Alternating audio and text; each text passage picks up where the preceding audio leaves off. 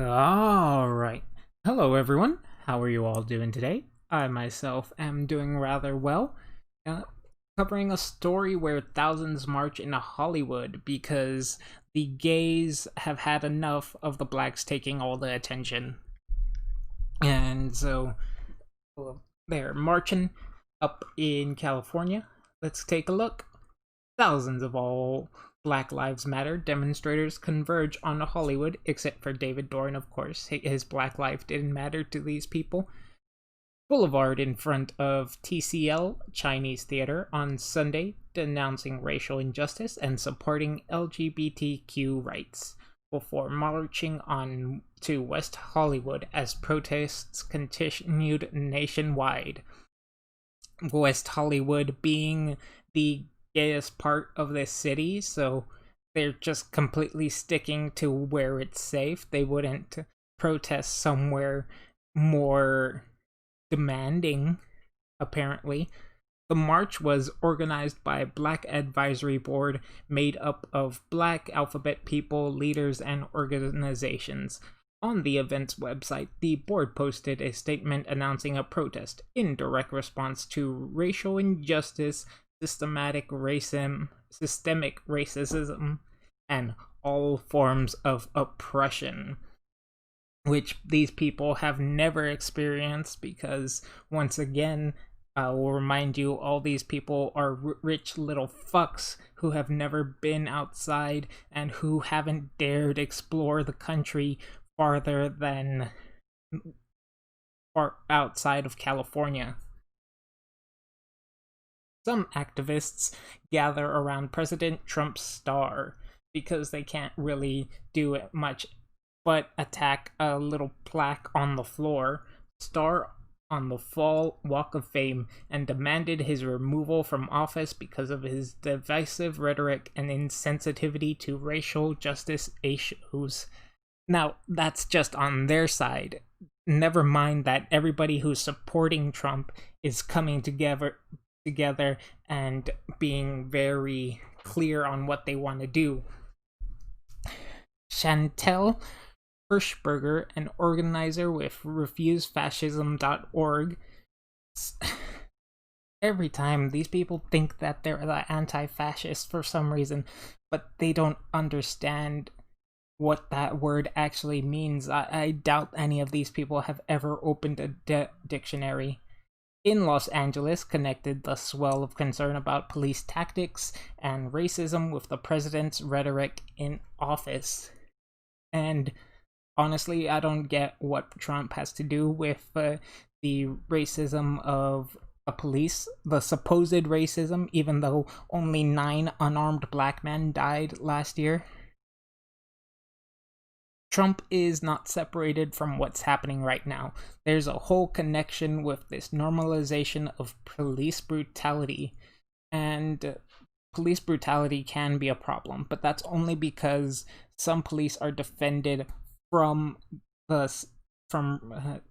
justice because of the police unions. I don't mind them asking to disband the police unions, but I do mind that they are trying to get rid of the police, she said, recalling a speech that the president once made in which he jokingly encouraged rough treatment of people arrested by police. And that's something I kind of can get behind. Not the full force police brutality, but using a heavier hand with some people, because there are plenty of people in this world who have never been bent and spanked and properly punished for wrongful actions. They think they're immune to consequences a lot of the time because they've never faced any consequences within their life. Trump is not separated from what's happening right now. There is a whole connection with this normalization of police brutality. Once made it, which he jokingly, it's unbelievable that he's in power. We can't live another day in this nightmare. Oh, but you are. For another 4 years, you are. Some protesters gathered around the president's star, which has been defaced in the past, and a handful of young men stopped to bang their skateboards on his name. Truly the act of heroes. By 11 a.m., a large peaceful crowd of protesters that appeared to number in the thousands had swelled along a stretch of Hollywood Boulevard between North Highland and La Brea Avenues that was painted with the words "All Black Lives Matter" in rainbow colors, representing the diversity of the alphabet community. The alphabet people really do want that attention, don't they? Even though gay and trans black men are heavily discriminated against in the black community. A portrait of George Floyd, killed by a police officer in Minneapolis, flashed on a screen outside the legendary Chinese theater as protesters chanted, "No justice, no peace."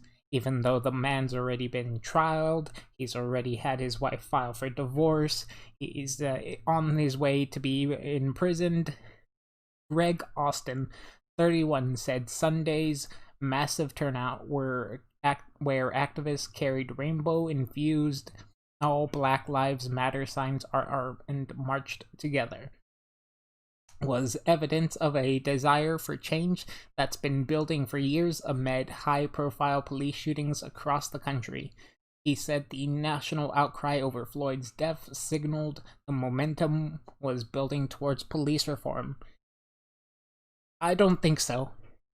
I don't believe for a second that it was building and stuff of that nature. I believe that these past 3 months, because of the coronavirus keeping people indoors, they have been stuck to Twitter and YouTube and getting massively radicalized by these social spaces, because that's what happens. You do stuff to please other people online, and you get your little clicks, and you think you become more and more right the more clicks you get.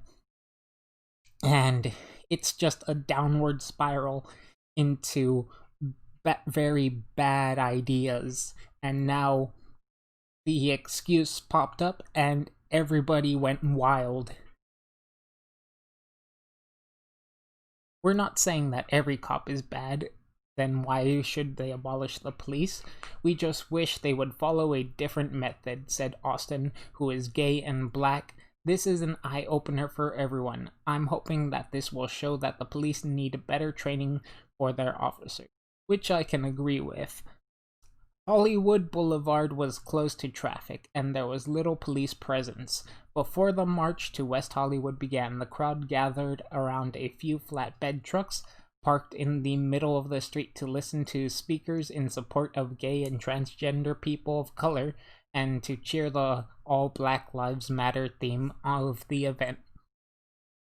Still forgetting that they ignore people who die out on the street all day. Some speakers focus their attention on local elected officials, particularly Los Angeles County District Attorney Jackie Lacey, who's locked in a competitive re-election contest against former San Francisco District Attorney George Gascon. Danny Grisham, an organizer of the Party for Socialism and Liberation. Those two don't really mix well. I wonder how this person reconciles those ideas in their head. Shouted encouragement over a loudspeaker for people to protest the incumbent prosecutor, whose record on police use of force cases has become an issue in the campaign. Grisham complained about the tactics shown by law enforcement during recent protests, calling it the militarization of law enforcement. But can they really help it when all these criminals are getting heavier and heavier with their tactics and their weaponry as well? This is what our hard-earned tax money is going to. Do we want that? Grisham shouted, and the crowd shouted back, no. Yet they don't have proper alternatives. They don't have proper plan to get any of this to change. They just think that if this system goes away, the problems go away with it. We want reinvesting and rebuilding in our communities, Grisham said. We shouldn't be having to fight for housing. Yet it is up to you for that to happen. You don't get to just get handed these things. You have to put in the work. We shouldn't have to be having to fight for healthcare. You don't fight for healthcare. You get what you deserve. You shouldn't have to be demanding to defund the police. And so, honestly, why are you? Why aren't you thinking long term, long picture, and getting out and voting for the things you want? Chants rang out among the crowd. Prosecute killer cops, Black Lives Matter. Signs displayed the diversity of the crowd. Jews for Black Lives. Latinos for Black Lives.